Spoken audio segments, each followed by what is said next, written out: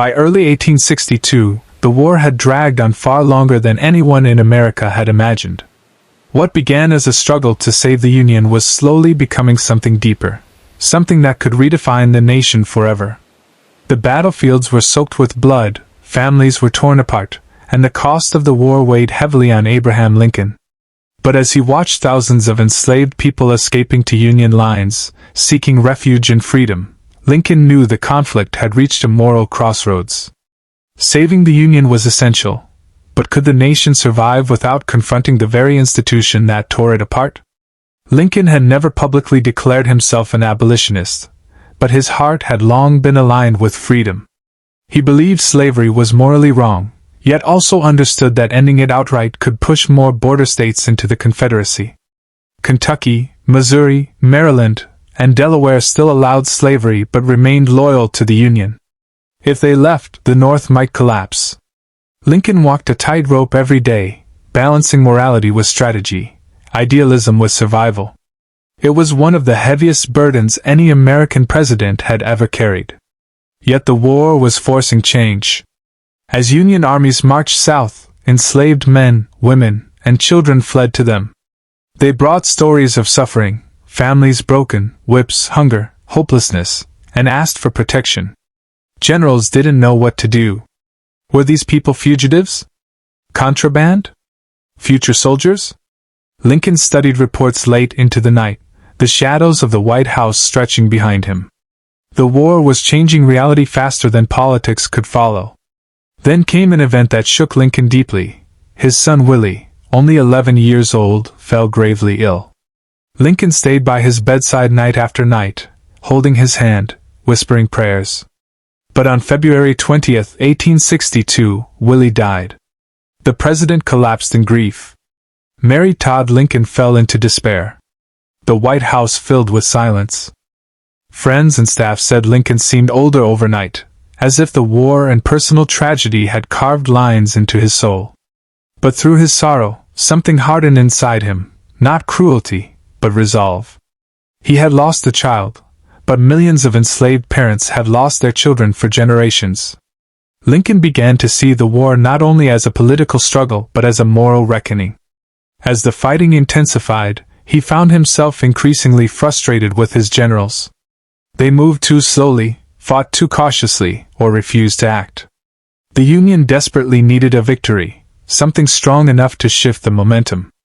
But the Confederacy kept resisting fiercely. Lincoln often walked alone at night to the telegraph office, reading reports from the front lines, hoping for a breakthrough. Meanwhile, abolitionists pressed him. Newspapers demanded action. Ministers wrote letters to him. Foreign nations watched closely. Britain and France considered recognizing the Confederacy. If that happened, the Union might never win. Lincoln needed a strategy that was both powerful and bold enough to change the direction of the war and the meaning of the nation. In July 1862, after months of agonizing thought, Lincoln called his cabinet together. The men expected news about the war, but Lincoln surprised them. He took out a sheet of paper and calmly announced, "I have made a decision." Then he read the preliminary Emancipation Proclamation, a declaration that all enslaved people in Confederate states would be freed.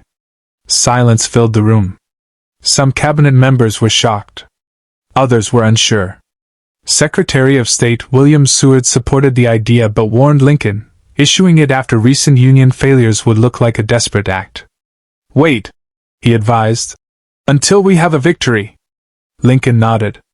He would wait, but his mind was set. Slavery must end. The war must mean something greater than borders and politics. That victory came on September 17, 1862, at the Battle of Antietam. It was the bloodiest single day in American history, 23,000 casualties. But tactically it gave Lincoln what he needed. The Confederacy had been stopped. 5 days later, on September 22, Lincoln released the preliminary Emancipation Proclamation. It declared that if the Confederate States did not lay down their arms by January 1, 1863, their enslaved people shall be thenceforward, and forever free. The South ignored it. They had no intention of surrendering. As New Year's Day approached, Lincoln prepared the final proclamation. The pressure was immense. Critics warned him it would cause riots, rebellion, economic collapse.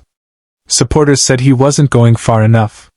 Even Lincoln's own thoughts swirled between hope and fear.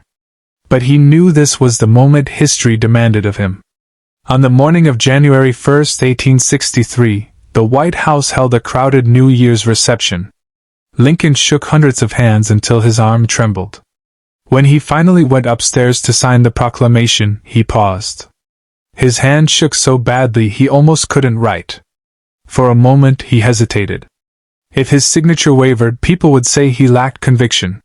He placed his hand on the table, steadied himself, and signed the document in a firm, bold script. With that stroke of the pen, the war officially transformed. The Union was now fighting not just to restore the nation, but to redefine it. 4 million enslaved people were promised freedom, freedom that would spread with every Union advance. Reactions exploded across the country. In the North, churches rang bells, people wept with joy, and black communities held celebrations. In the Confederacy, outrage erupted. Southern leaders called Lincoln a tyrant. But the proclamation also changed the nature of the Union Army. Black men were now allowed to enlist. Thousands volunteered. Some had escaped bondage only weeks earlier. They fought with a loyalty and bravery that inspired the nation. The 54th Massachusetts Regiment became legendary, proving that the fight for freedom had new warriors. Still, Lincoln faced unending pressure. The war raged on. Casualties rose. Critics attacked him for overstepping his power. Others claimed he was going too slow. Through it all, Lincoln stood steady. His vision was clear: the nation must survive, and liberty must expand. In giving freedom to the slave, he wrote, "We assure freedom to the free." But freedom had a cost. In 1863, battles grew larger and bloodier: Chancellorsville, Gettysburg, Vicksburg. The nation trembled under the weight of sacrifice. Lincoln aged rapidly. His beard grayed, his eyes sank, his shoulders curved. Yet hope quietly grew. The Union gained ground. The idea of emancipation spread like fire. Enslaved people across the South began resisting, fleeing plantations, refusing orders, destroying the foundation of slavery with their own hands. Lincoln watched the transformation with a mix of pride and sorrow. He knew the end was not yet near, but he also knew a new America was rising from the flames. The Emancipation Proclamation had become a moral lighthouse, guiding soldiers, inspiring abolitionists, and reshaping the future. By the end of 1863, Lincoln understood one thing with absolute clarity: the Civil War was no longer just a battle for territory. It was a battle for the soul of the nation. A battle for the meaning of freedom. A battle to determine whether democracy could truly stand. And with the turn of the tide at Gettysburg and Vicksburg, Lincoln prepared to lead the Union through the hardest, bloodiest final years of the war, toward victory, toward unity, and toward a promise of freedom that would echo for generations. The fight for freedom had begun, and Lincoln's boldest decisions were still to come.